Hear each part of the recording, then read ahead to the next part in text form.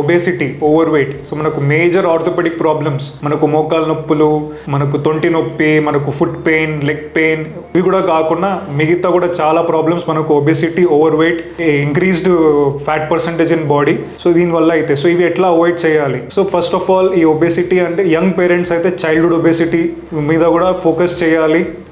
మా చిన్న పిల్లలకి చిన్నప్పటి నుంచి అలవాటు చేయాలి.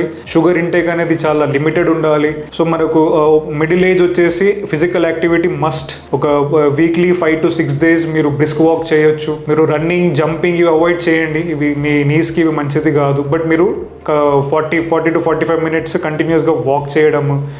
మీ క్యాలరీ ఇంటేక్ అనేది చాలా బ్యాలెన్స్డ్ ఉండాలి.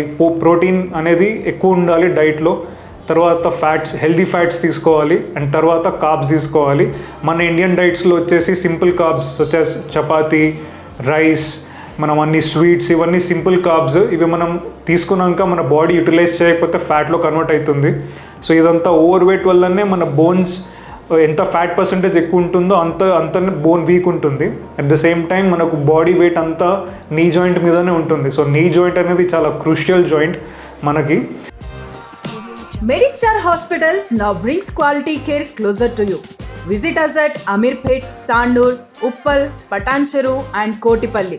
Wherever you are, we are always here for your health.